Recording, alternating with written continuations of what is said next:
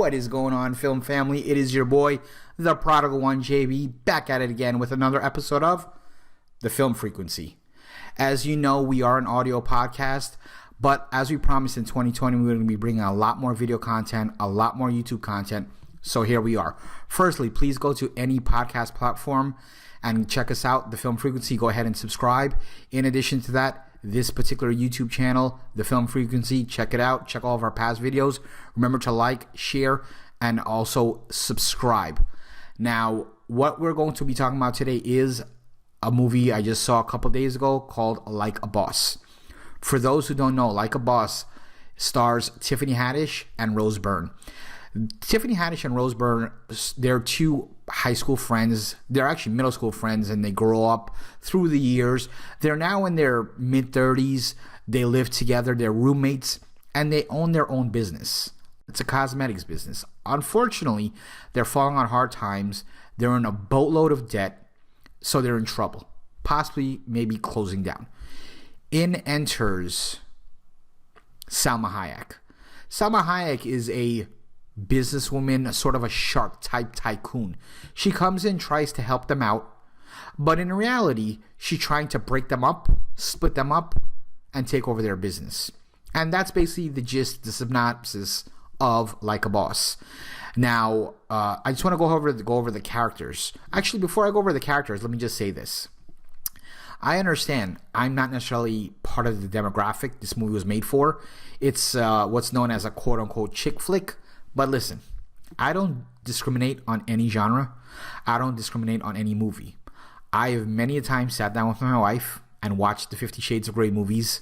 I've watched the Twilight movies. So chick flicks are no problem with me. I enjoy all movies. I am a movie lover. So bring on anything. I enjoy all of it.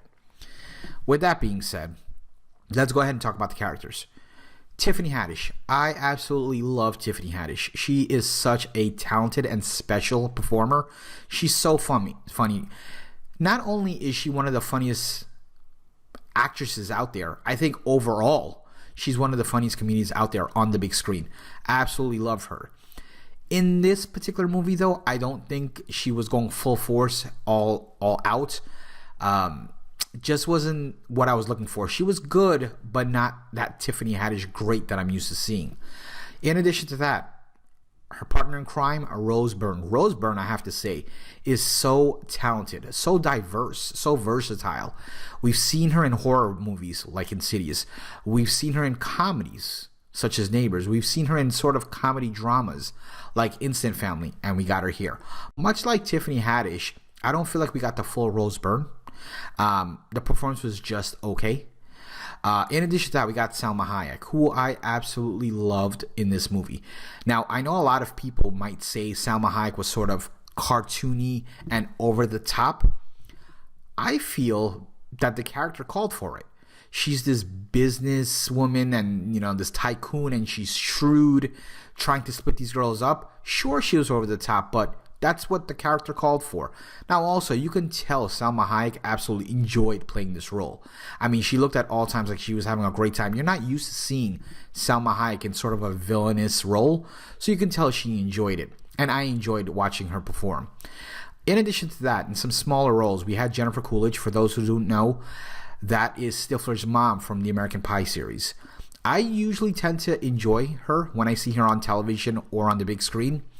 She kind of plays the same character over and over and over and over, whether it's the big screen or whether it's television. It's the same character you're getting over and over. And in some cases, that's okay. And with Jennifer Coolidge, for me, that's okay.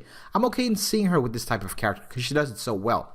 However, in this particular movie, Like a Boss, I don't feel like she was going hard at that particular character. I don't know if the director was restraining her or she was trying to restrain herself. She definitely felt very subdued. That's the way it came out on screen. She was okay, but not the Jennifer Coolidge I'm used to seeing. Which is basically the running theme here. As I've been saying, outside of Salma Hayek, you can see that's the running theme for me here. Now, lastly, I want to talk about Billy Porter. Because if there was someone that stole the show, if there was sort of a hidden gem in this particular movie, it was Billy Porter. Every scene I saw him in was funny. He stole every single scene he was in. So big on the screen. Absolutely stole it. There were many times that he was on the screen and I was chuckling. I was laughing. Now let me talk about that for a second. This movie's a comedy. When I watch comedy, I want to laugh out loud. I want to burst into laughter. I want to gasp for air that I'm laughing so loud. I want to have tears running down that I'm laughing so loud. That is my definition of a good comedy film. This didn't give me any of those. It was literally some small chuckles here and there, nothing mind-blowing.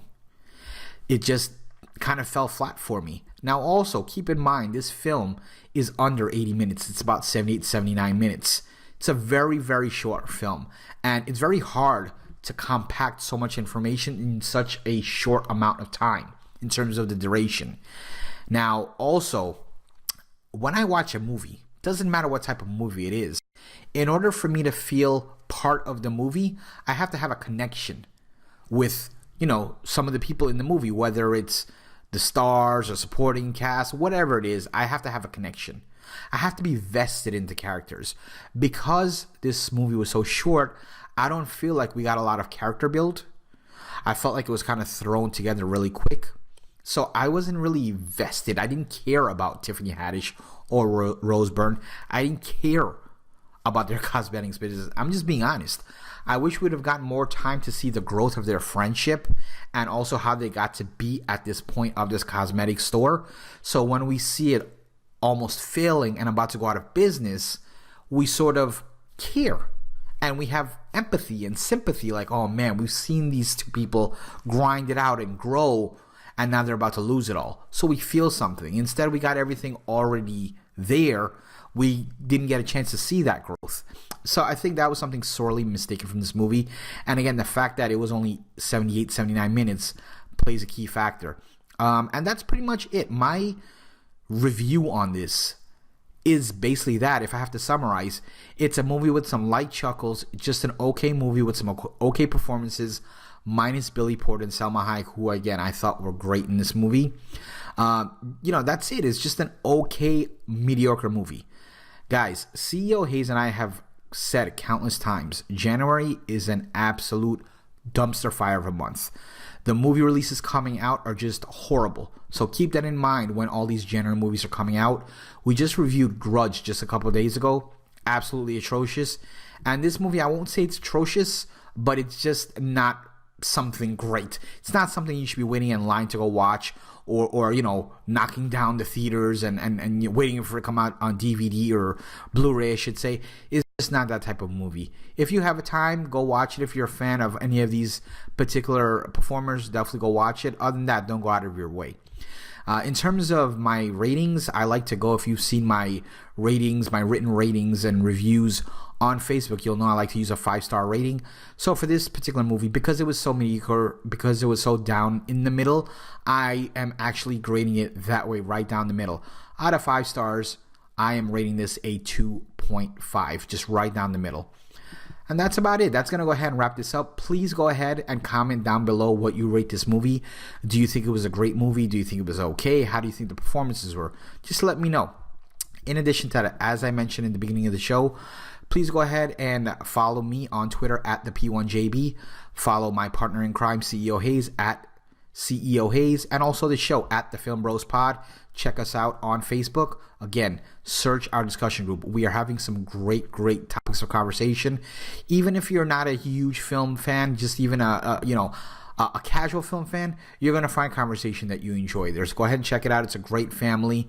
No drama whatsoever. We're just there for good times, good conversations. So check us out, The Film Frequency on Facebook.